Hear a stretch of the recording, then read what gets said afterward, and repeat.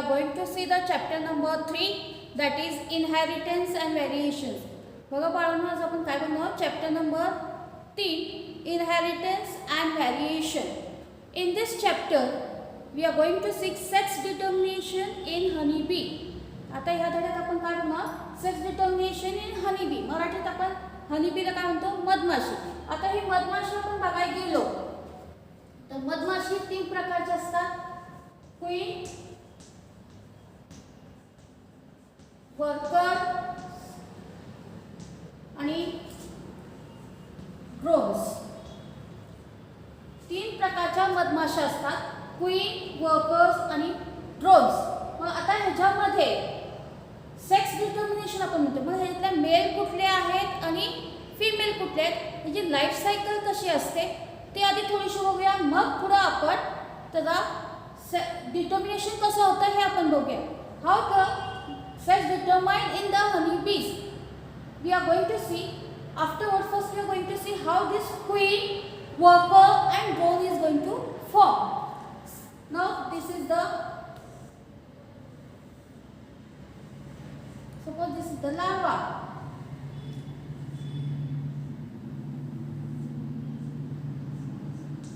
This larvae which feed on, this larvae feed on food. That food is called as royal jelly. जे मधमाशी तयार होण्याच्या आधी जी पहिली स्टेज असते, that is called as larvae. What do you mean by the larvae? The first stage of the honeybee, it is called as larvae. That larvae feed on the food or consume the food. That consuming of the food is the royal jelly. This larvae is going to consume the food. That food is a royal jelly. When they consume this larvae, which consume the food, it is going to convert into the queen. काय सांगितलं बघा? हा जो larva आहे, हा larva काय करणार आहे? कंझ्युमिंग फूड करणार. ते फूड कुठलं आहे? Royal jelly. आणि ज्यावेळेला जे मधमाशी अर्ली स्टेजमध्ये, लार्वा स्टेजमध्ये असेल आणि रॉयल जेली फूड कंझ्युम करत आहे, ती कशात जाणार आहे? क्वीनमध्ये. अँड रिमेनिंग लार्वे, रिमेनिंग जे काही राहिलेले आहे, it is going to convert into workers. And this queen and workers, these are fertilized. When there is a fertilization, when there is fertilization of egg, when there is a fertilization of egg, it undergo meiosis and it is going to form the queen and workers. बघा queen and workers कसे होतात? during fertilization of egg, जे egg आहे हे काय होणार आहे? undergo the meiosis, and after the meiosis it is going to convert into queens and workers. Now ह्याच्यातले काही लार्वे काय होतात? अनफर्टिलाइज्ड असतात. and when this larvae it is unfertilized,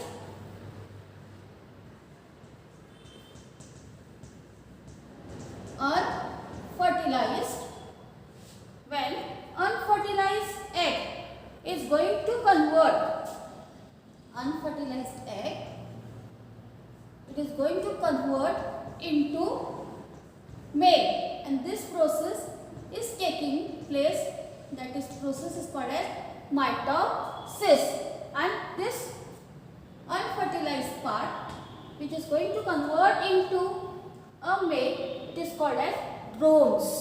कारण जास्त असतात, एक असेल तर आपण ड्रोन, पण मधमाशा एक नसतात म्हणून आपण म्हणतो ड्रोन्स. आता तुमच्या लक्षात आलं असेल की क्वीन, वर्कर्स आणि ड्रोन्स, मधमाशीमध्ये हे 3 जे प्रकार आहेत, त्यांची जी लाईफ सायकल आहे ती लाईफ सायकल कशावर बेस्ड आहे? तर completely on the consumption of the food and the fertilization process. तर फर्टिलायझेशन कसं होतं, तर ह्याच्यामध्ये जे मधमाशा आहेत हनी बीज आहेत त्या काय होतात, काही फर्टिलाइज्ड होतात, काही फर्टिलाइज्ड होत नाही. when it is not going to be fertilized it is called as a male, and that male it is called as drones, and some are it is going to be fertilized, it is called as a queen and worker, and this process is called as meiosis. Now this male are haploid in nature and this female it is diploid in nature.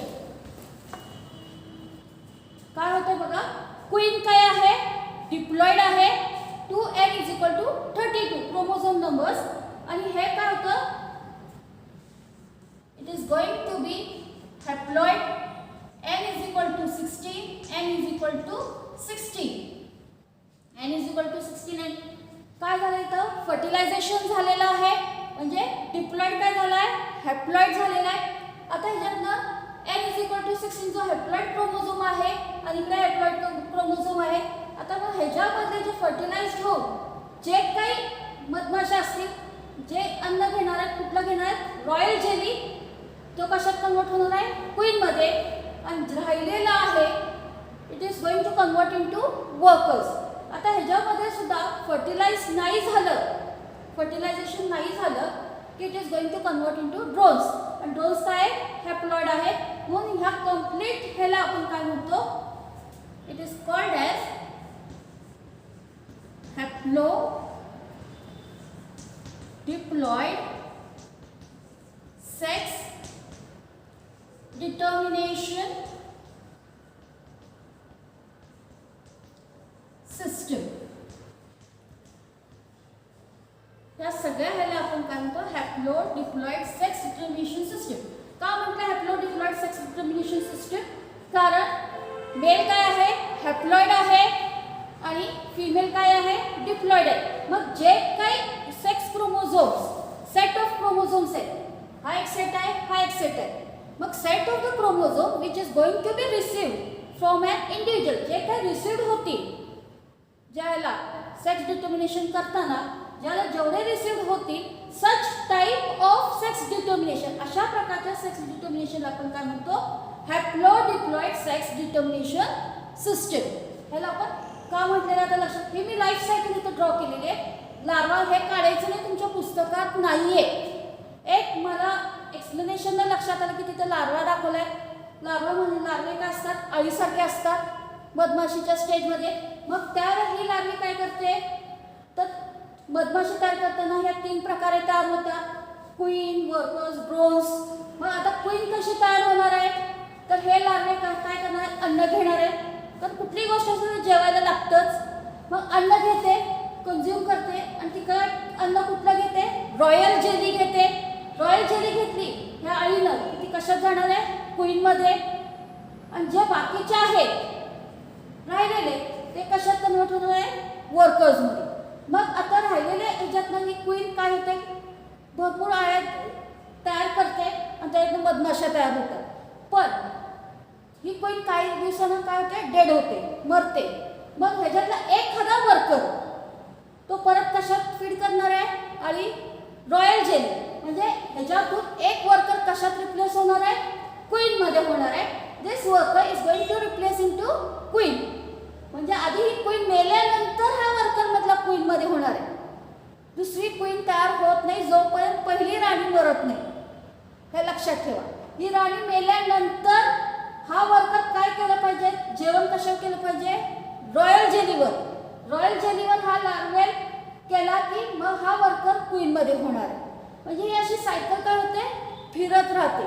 आणि त्याच्यामध्ये सुद्धा 2 प्रकार घडतात, mitosis आणि meiosis. मग mitosis हा काय haploid आहे आणि मिओसिसमध्ये डिप्लॉइड होतं, म्हणून आपण म्हटलेलं आहे haplo diploid sex determination system. आता एक आपण ह्याचं एक्सप्लेनेशन घेऊया. नेहमीप्रमाणे पॅरेंट्स घेऊया. पॅरेंट्स काय घ्यायचे, फिमेल मेंडेलिझम कुठेही सोडायचं नाही. मेल. आता पॅरेंट्स घेतल्यानंतर आपण काय करतो, जे जिनोटाइप लिहितो. जिनोटाइप्स. फिमेल काय लिहिलेलं आहे, डिप्लॉइड आहे 2n = 32. मेल काय आहे, हॅप्लॉइड आहे, म्हणून ह्याला आपण हॅप्लोडिप्लॉइड म्हटलेलं आहे. आता जिनोटाइप लिहिल्यानंतर आपण काय करणार आहोत, हे जे गॅमेट्स काढणार आहोत. मग इथं काय होतंय, हा एग फर्टिलाइज्ड होतो. फर्टिलायझेशन होणार आहे. मग इथं काय होतं, मिओसिस होतंय. इथं मी दाखवलेलं आहे. पण आपल्याला चार्ट करायचा असतो. n = 60, n = 60. मिओसिस काय, रिडक्शनल डिव्हिजन आहे. आता हा मेल काय होतोय, डायरेक्टली n = 16. मायटोसिस होतंय n = 16. कारण हा काय, अनफर्टिलाइज्ड आहे. अनफर्टिलाइज्ड एग आहे. Unfertilized egg, it is going to convert into the haploid form of the gamete. इथं काय लिहायचंय, गॅमेट्स लिहायचे. आता गॅमेट्स झाल्यानंतर काय करतो आपण, F1 जनरेशन असतं. हे आपण मेंडेलिझम मध्ये पण बघितलंय. आता F1 करताना ही फिमेल आहे जी डिवाइड झालेली आहे मिओसिस मधनं. ही काय होणार आहे, फर्टिलाइज्ड होत नाही. काय होते, अनफर्टिलाइज्ड राहते. हा एग हा अनफर्टिलाइज्ड आणि काय होतंय, n = 16. हा F1 आहे. n = 16. हे काय, अनफर्टिलाइज्ड. Unfertilised egg. इथं गॅमेट्स येणार आहे. GAMETS, gametes. गॅमेट्स काय होणार आहे, n = 16, n = 16. It is unfertilized and it is going to form n = 16 as an offspring. And next it is हा जो गॅमेट्स आहे तिथला तो ह्या मेलशी फ्यूज होणार आहे. मग इथं काय होणार आहे, 2n = 32. हा काय आहे, मेल आहे आणि हा फिमेल आहे. 2n = 32. म्हणजे इथं काय झालंय, फर्टिलायझेशन झालेलं आहे. हे जर फ्युजन झाले, फ्युजन झालं की याला आपण काय म्हणतो, फर्टिलायझेशन. फर्टिलायझेशन झालं की काय होतं, फिमेल. बघा मी इथं सांगितलं होतं, during fertilisation of the egg it is going to convert into female. आणि ह्या फिमेलला आपण काय म्हणतो, क्वीन किंवा वर्कर. म्हणजे हे परत कशात कन्वर्ट होणार, क्वीन आणि वर्कर. पण ह्याचा क्वीन कधी होणार, तर it is going to feed on royal jelly. तर तो क्वीन होणार आणि राहिलेले हे वर्कर्स होणार आहे. आणि जो अनफर्टिलाइज्ड आहे ह्याला आपण काय म्हणतो, पार्थेनोजेनेसिस. ह्या प्रोसेसला इथं काय म्हणतो आपण,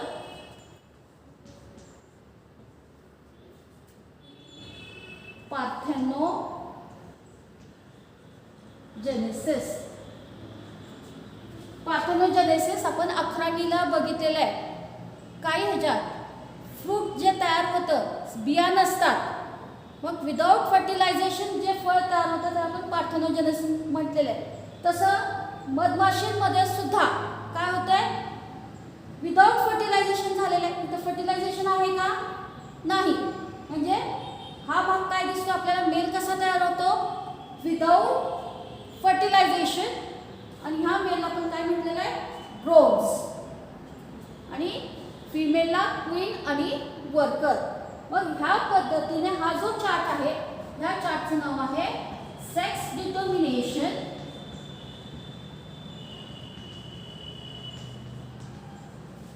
इन हनी बीज. मधमाशीमध्ये सेक्स डिटर्मिनेशन कसं होतं, हॅप्लॉइड आणि डिप्लॉइड. म्हणून ह्या आपण नाव दिलेलं आहे sex determination, haploid diploid sex determination system. बहुतेक करून तुम्हाला हा सेक्स डिटर्मिनेशन मधमाशीमधला लक्षात आला असेल. आता ही लार्वा काढायची नाही. वाक्यात मी हे जे लिहिलेलं आहे साईडला ते पॉईंट्समध्ये नोट्स तुम्हाला मिळणार आहेत. त्याच्यात हे पॉईंट्स लिहिलेले आहेत. नाही तर मॅडम तुम्ही व्हिडिओमध्ये लार्वा दाखवलं मग आम्ही आधी काढायची का? काढायची नाही. You do not have to draw this larva. Larvae you do not have to draw. You have to draw the chart. Chart is compulsory. Write the parents, female, male. Write the genotype. 2n is equal to 32, n is equal to 16. Now this genotype to have the gametes. Gametes तयार करताना हा diploid हा haploid होणार आहे because of the meiosis reductional आहे. n is equal to 16, n is equal to 16. Mail काय होतो mitosis आहे. इथे एकच गॅमेट होणार आहे. n is equal to 16. नंतर गॅमेट्स F1 काढायचं असेल तर आपण फ्यूज करतो, फर्टिलायझेशन करतो. तर इथं हा काय होतो विदाउट फर्टिलायझेशन पार्थेनोजेनेसिस तयार होते. त्याच्यात n is equal to 16 unfertilised आहे. आणि इथं काय होत आहे फर्टिलायझेशन होत आहे. 2n is equal to 32. हा काय फिमेल आहे. n is equal to 16 हा मेल आहे. हा चार्ट तुम्हाला काढायचा आहे. ह्या चार्टवरनं तुम्ही हे मुद्दे लिहू शकता. असं वेगळं अभ्यास करणे किंवा काही गरज नाही. You don't have to study separately. If you remember this chart what have written female. How the female is going to form. इथे लिहिलेलं आहे female 2n is equal to 32. Because of the fertilization of the egg it undergo meiosis. बघा fertilization meiosis forming n is equal to 16, n is equal to 16. It may be queen or worker because of the fertilization of the egg. fertilization झालं की ती female तयार होते आणि fertilization झालं नाही तर तो काय तयार होतो मेल. हा लिहिले unfertilized egg mitosis it is going to convert into male. So in this way there is a complete sex determination in honey bee. आता नीट आणि CET मध्ये तुम्हाला काय क्वेश्चन्स विचारले जाऊ शकतात. तर ह्याच्यात what do you mean by parthenogenesis. Parthenogenesis म्हणजे काय आहे. मधमाशीमध्ये का पार्थेनोजेनेसिस होतात. Why parthenogenesis has been taking place. आतापर्यंत आपण ह्युमन बिंग बघितलं, बर्ड्स बघितले तर कुठेही भाग नव्हता. फक्त कशात दिसतोय हनी बी मध्ये. त्याला सुद्धा 3 टाइप्स आहेत मधमाशांमध्ये क्वीन, वर्कर आणि ड्रोन्स. मग ह्याच्यामध्ये पार्थेनोजेनेसिस आपल्याला 3 टाइप्स आहेत. Parthenogenesis means unfertilized egg.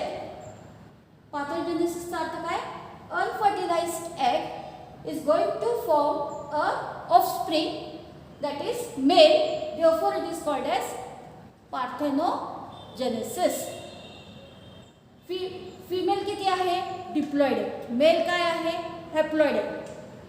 queen कशी तयार होते. how the queen is going to form because this larvae feed on food. they are consuming the food that is royal jelly and it is going to convert into queen. म्हणजे जी मधमाशी आहे ती royal jelly food घेणार आहे, consume करणार आहे, खाणार आहे, ती क्वीन मध्ये होणार आहे आणि राहिलेले वर्कर्स. मग ही क्वीन जिवंत राहता नाही राहिली, मेल्यानंतर ह्याच्यातला एखादा वर्कर परत रॉयल जेलीवर कंझ्युम करतो आणि तो कशात म्हणतो क्वीनवरती. अशा प्रकारे तुम्हाला भरपूर एक एक स्टेपवर काय क्वेश्चन्स आहेत. तुम्हाला हा चार्ट लक्षात आला ना, हिकडच्या ह्याच्यावरनच तुम्ही हिकडचे पॉइंट्स काय करू शकता लिहू शकता. If you understand this chart you can able to write the explanation of sex determination in honey bee. Why it is called as haplodiploid sex determination. बघा प्रश्न काय why it is called as haplodiploid sex determination. आता ह्याला haplodiploid काय म्हणतो because male is haploid and female is diploid in nature, so it is called as sex determination is haplodiploid sex determination. लक्षात आलं तुमच्या सेक्स डिटर्मिनेशन हनी बी. पुढच्या lecture आपण काय करणार जेनेटिक डिसऑर्डर. Thank you very